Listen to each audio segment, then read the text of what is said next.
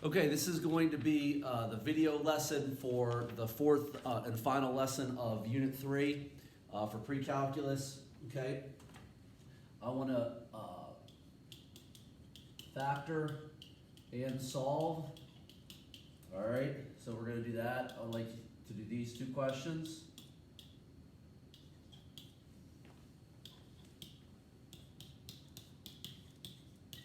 Okay, so as you can see, these are called, quartics, all right, with the minus sign. Now there's a pattern to this very similar to the cubes. And, all right, so what you're going to do, there's a minus, this is going to be plus, this is going to be minus, okay? All right, to start out, what we're going to do is we're going to take the square root of both. So x squared and 9, x squared and 9, okay? So pretty simple. Now, this one, we're going to take the square root again, okay? So this one is going to be x plus 3, x minus 3, okay? So basically this keeps on going, okay? Now normally in Algebra 1, Algebra 2, we didn't factor these things. Now when you have the plus, okay, you can't split it like that. What you're going to do, okay, it's the same concept with the square roots, but this is going to be 3 plus I, or plus 3i, x minus 3i. Now the reason for that, okay, if you multiply these two things, that'd be negative 9i squared. And the concept is that I squared is negative 1, and that's how you get positive 9. So that is a way to sort of split those. So here are your factors, okay, those are your factors. Now, for your solutions out of this, we're just going to solve each individual one. All right, that's going to be easy. X equals negative 3. That's going to be easy, x3. All right, this would be easy if I set that equal to 0. Okay, so x equals negative 3i. Okay, and then obviously this would be x equals positive 3i. So there's a pattern. So basically, to get it down, first you take the square root, then you take the square root again. Okay, plus and minus each time. All right, that's how you account for the i's there. Okay, all right. So for this one, all right, square root, plus and minus. X squared 5, x squared minus 5. Okay, now I'm going to take the square roots again. Okay, plus, whoops, I forgot one set. Oh, sorry.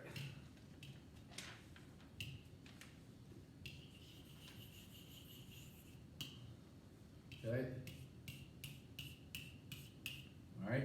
So plus minus. Okay. All right. Square root.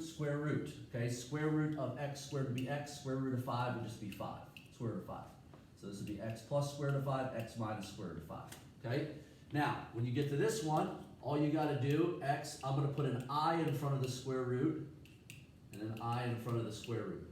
Okay. So my solutions here, those are my factors.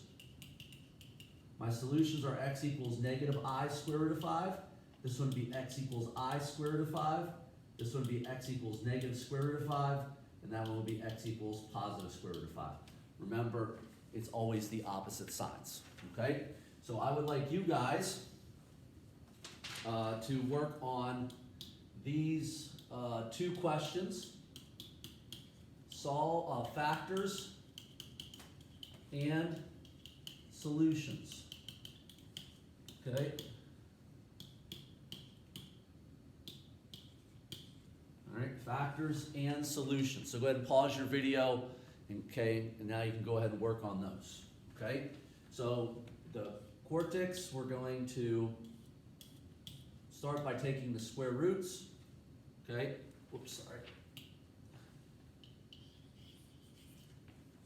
All right, so I got x squared plus 4, x squared minus 4, okay?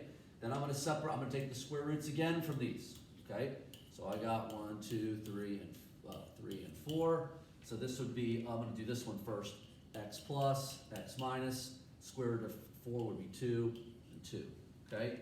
This one would be x plus, x minus, square root of this, because I've got this plus here, that would be 2i, negative 2i. So my solutions are x equals negative 2i, x equals positive 2i, x equals negative 2, x equals positive 2. Okay? So I'm going to start out here, plus and minus. Okay? Square roots of those, that's going to be x squared plus 6, x squared minus 6. Okay? Plus minus, plus minus. Okay? Square roots of both of those, that'd be x plus I square root of 6, x minus I square root of 6.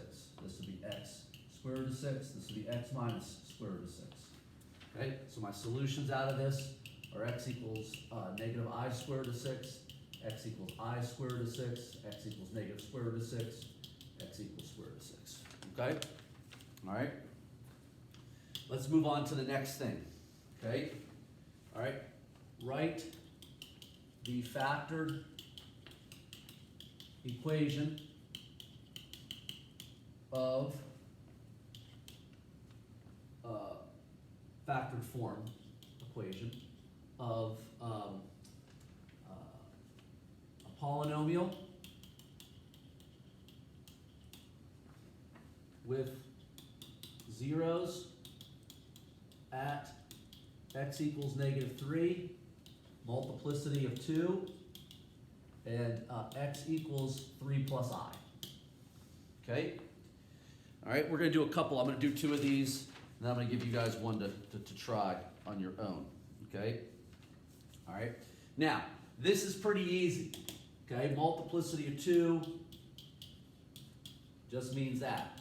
Okay? Now, let's talk about this one. Okay? This is a complex number. Okay?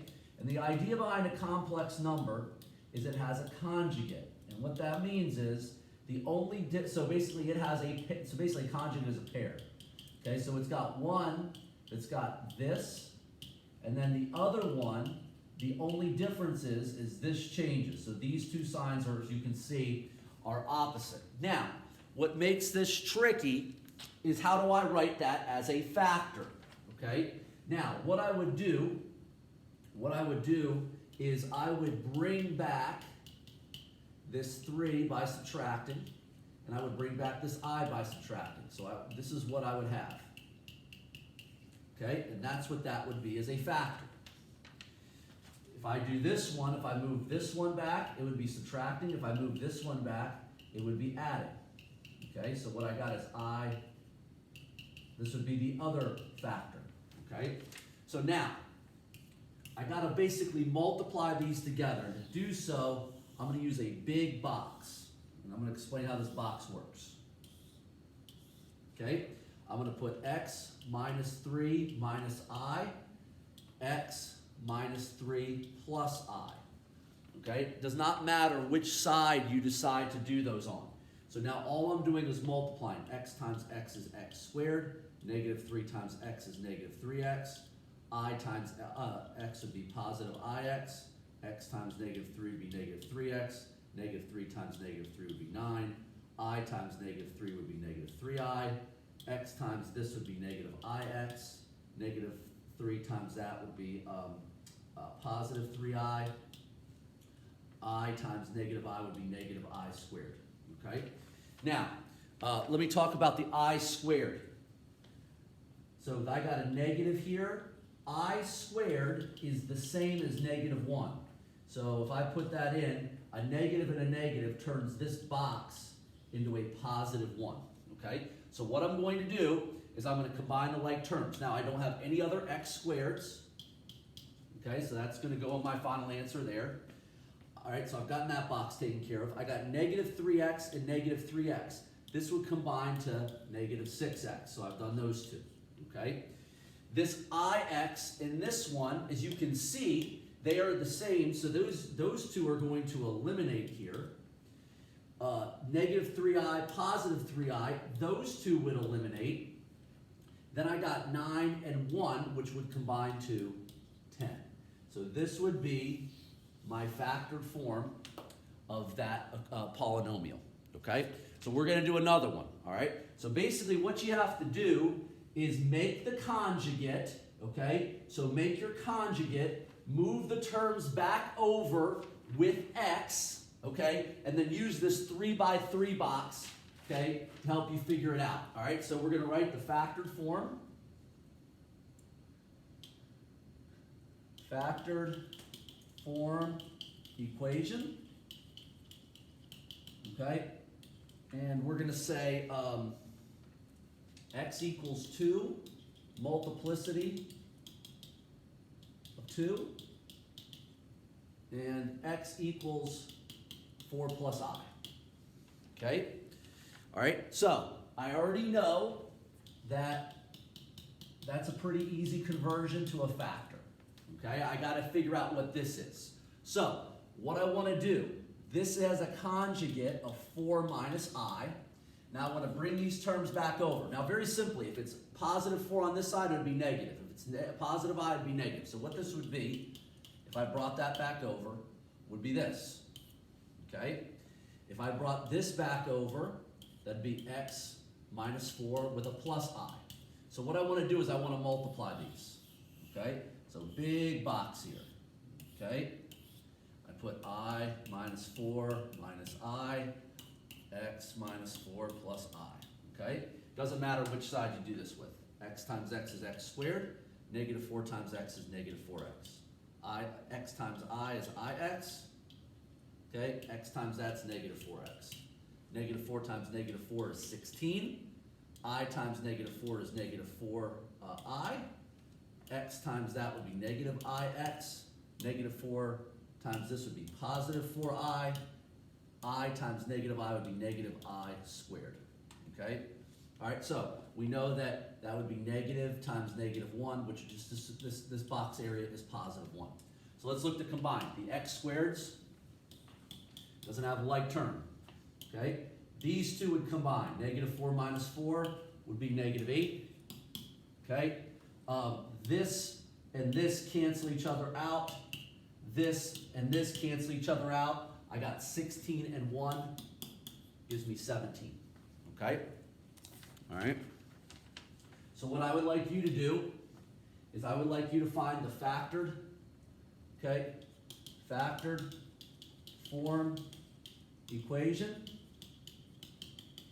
of x equals 5, multiplicity of 2, and then an x equals 3 plus I. Actually, no, let's do something. Let's not do 3 plus I. Let's do 7 plus I. Okay, so go ahead and pause your video and go ahead and find that factored form equation. Okay, go ahead and unpause your video. Okay, so that one I automatically know would be x minus 5 squared. This one, I got to create the conjugate, which that would be just the difference there. When this moves back over, I would have x minus 7 minus I. And when this one moves back over, I would have x minus 7 plus I. Okay, so I'm going to do my big box here. I minus 7 minus I. I'm sorry, x. That's not right. X minus 7 minus I. X minus 7 plus I. X times x, x squared. Negative 7 times x, negative 7x. I times x is positive ix. X times negative 7 is negative 7x. Negative 7 times negative 7 is positive 49. I times that would be negative 7i. X times this would be negative ix. Negative 7 times negative I is positive 7i. And I times negative I is negative I squared. Okay? We know that negative times a negative 1, this ends up being positive 1 down here. Okay? So if I look at my like terms, I got x squared. These two will combine to negative 14. Okay? So I got this is good, this is good. Okay? These two would eliminate. These two would eliminate. I got 49 and 1. Gives me 50. Okay? All right? And that's how you do those ones with the complex number part. Okay? The last thing I want to move into is something we've already done before. Okay? So we'll just do, I'll do a question, you'll do a question. All right? So given f of x equals negative x cubed minus 4x squared plus 2x plus 6, I would like you to find the minimum, the maximum, the x-intercept, the y-intercept, and where it's increasing and decreasing, okay? Now, this is pretty easy. All we have to do is know how to use the graph, okay? So if you're using Desmos, okay, what all you have to do, pretty simply, okay, I don't know which calculator you're using, all right, but what I would do is I'd go f parentheses x equals, okay, negative x, this is the exponent thing, 3, okay, over, all right, minus 4x squared, okay, plus 2x minus plus 6. Whoops, I forgot my equal sign. All right, so here's what I got, okay? Here's what I got. So, to find this stuff in Desmos, it's real easy, okay? To find the x-intercept, I just click on where it crosses the x-axis. And it crosses the x-axis at those points, okay? So, is that negative 4.1? Okay, negative 1.1.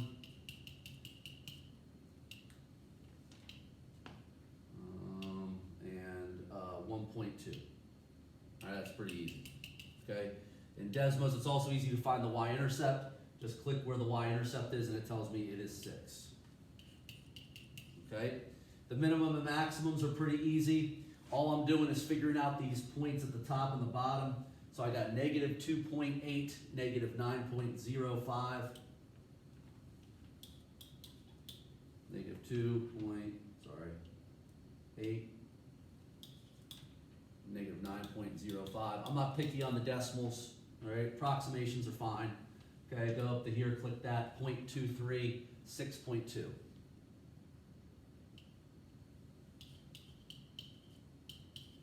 Okay, now, when you're doing increasing, decreasing, the only things that matter are the minimums and the maximums. The x-coordinates, the x-intercepts don't matter. So this was like negative 2.8, negative 9.05. This was 2.3, 6.2. We've done this before. Negative infinity, positive, positive, negative. Okay, we've done that a lot. When I do increasing, decreasing, I start from here, so here to here. So I'm decreasing from negative infinity to negative 2.8, increasing from negative 2.8 to 2.3, and then decreasing again from 2.3 to infinity, okay? The big thing is the minimums and maximums are the only things that really matter with that, okay? If you're using Casio, okay? If you're using Casio, I want to show that real quick, all right? I would just go into the graph, x cubed minus 4x squared plus 2x plus 6, okay? Draw. All right, if your window is ever crazy, if you hit F3 a couple times, hit exit and draw, it fixes it, all right? Now, to find these things, what you would do is use the G-solve button, which is F5. Root is the same thing as x-intercept. So that's how I get that. And all I got to do is hit the keypad over, finds the next one, hit the keypad over, finds the next one. G-solve, y-intercept is that one, same deal, okay? To find the minimums and maximums, G-solve max gives you that max, G-solve minimum, okay? So if you're using Casio, okay, use the G-solve button, which is F5, to help you find those things, understanding that x-intercept is the same thing as root, okay? Whichever calculator you want to use, it is fine with me, okay? So what I would like you guys to do, go ahead and pause your video.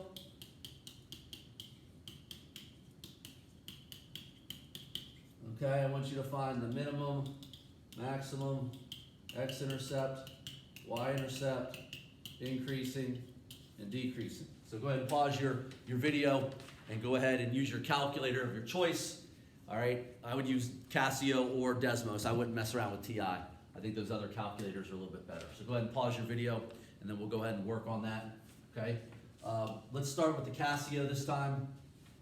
All right, so I would go 2x cubed minus 6x squared plus 3.